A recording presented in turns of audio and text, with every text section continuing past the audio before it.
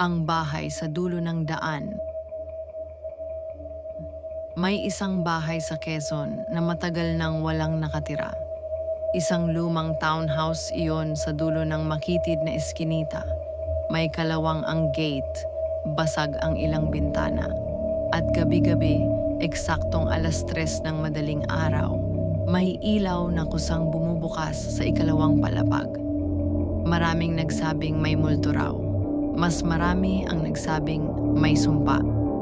Pero para kay Marco, hindi iyon kwento, kundi oportunidad. Si Marco ay isang freelance videographer at content creator.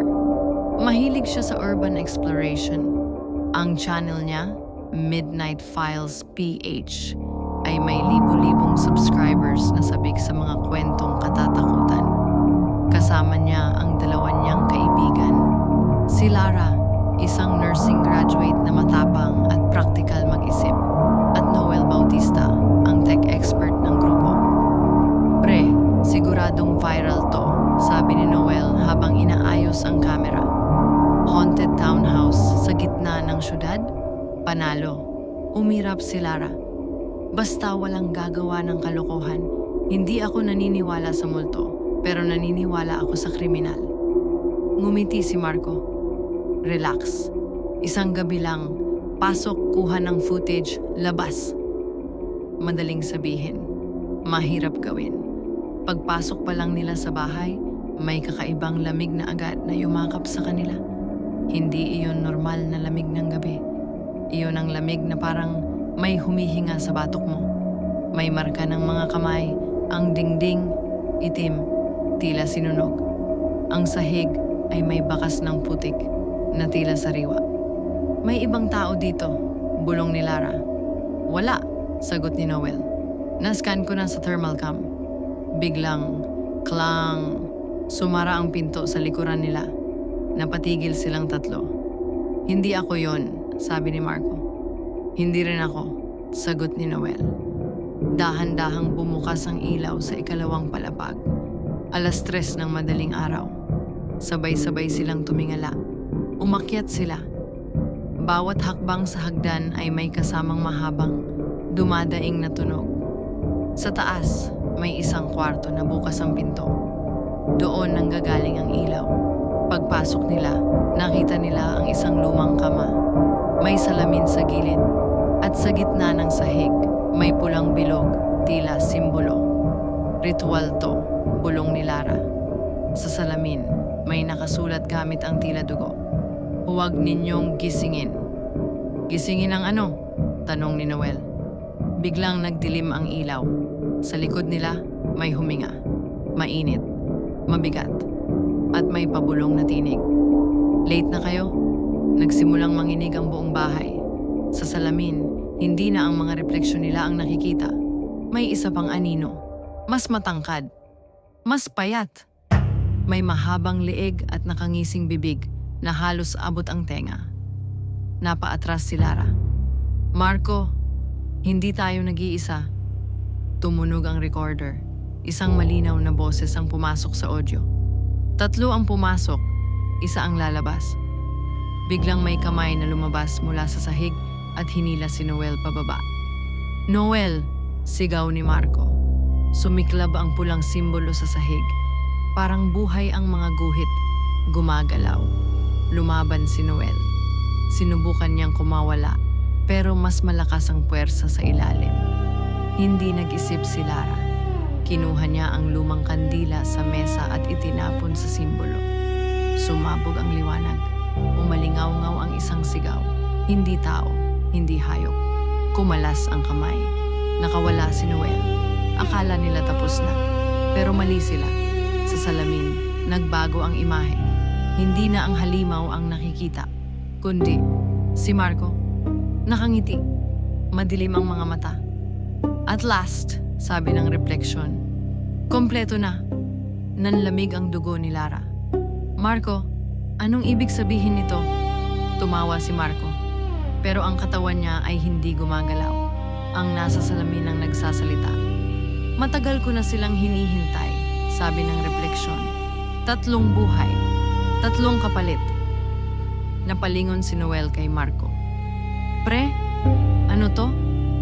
Napayuko si Marco at doon niya ibinunyag ang sikreto. Hindi ko kayo basta isinama, mahina niyang sabi. May sakit ang kapatid ko. Kailangan ko ng ritual. Kailangan ko ng 3. Nangingilid ang luha niya. Hindi ko alam na ganito to kalala. Biglang humiwalay ang anino mula sa salamin. Lumabas ito sa kwarto. Matangkad, maitim. May mga butas ang mukha na tila walang laman ang loob. Isa ang voluntaryo, sabi ng nilalang. Tinuturo si Marco. 2 pa. Tumakbo si Lara sa hagdan, pero nagsara ang pinto. Walang labasan. Sumugod ang nilalang kay Noel. Tinamaan si Noel at bumagsak sa dingding. Kinuha ni Lara ang tripod at hinampas ang ulo ng halimaw. Wala itong epekto. Lumapit si Marco sa pulang simbolo. Kung ako ang kailangan, ako na lang! Sigaw niya. Ngunit ngumisi ang nilalang. Late na? Sumiklab muli ang simbolo. Naalala ni Lara ang sinabi sa salamin. Huwag ninyong gisingin. Marco! Sigaw niya. Hindi natin kailangang patayin yan. Kailangan lang natin siyang patulugin. Agad niyang kinuha ang asin sa emergency kit niya. Dala niya bilang paniniwala ng lola niya laban sa masasamang espiritu. Ibinuhos niya ang asin sa paligid ng simbolo. Paikot. Sumigaw ang nilalang. Nagliyab ang mga guhit. Tinulungan siya ni Noel kahit sugatan. Sabay-sabay silang nagdasal. Hindi mahaba. Hindi komplikado. Simpleng panalangin ng takot at pag-asa. Unti-unting naglaho ang anino. Bumalik ito sa salamin. At nabasag ang salamin sa malakas na pagsabog. Tahimik. Wala na ang pulang simbolo. Wala na ang halimaw. Paglabas nila ng bahay, sumisikat na ang araw. Wala ang mga marka sa dingding. Wala ang ilaw sa itaas. Parang normal na bahay. Tinulungan nila si Noel sa ospital. Hindi na sila bumalik sa paggawa ng ganong content. 1 linggo ang lumipas. Sa bahay ni Marco, tahimik ang lahat. Magaling na ang kapatid niya. Walang paliwanag kung paano. Walang bakas ng ritual. Walang alaala sa video files. Lahat corrupted. Akala nila tapos na. Hanggang isang gabi, habang nag-e-edit si Marco ng lumang footage, may isang frame na lumitaw. 1 segundo lang. Isang imahe sa salamin. 3 anino. At may ika-4. Nasa likod nila. Nakangiti. Ngunit sa pagkakataong ito, hindi ito lumalapit. Hindi na ito gumagalaw. Para bang natuto na itong matulog. At sa unang pagkakataon, natawa si Marco, hindi sa takot, kundi sa ginhawa. Dahil minsan, ang tunay na laban ay hindi para manalo, kundi para matapos. At sa barangay Malamig, sa dulo ng daan, nananatiling tahimik ang bahay. Ngunit, tuwing 3:00 ng madaling araw, may isang mahinang bulong pa ring maririnig. Hindi na ito nagbabanta. Isa na lamang itong paalala. May mga pintuan na hindi dapat binubuksan.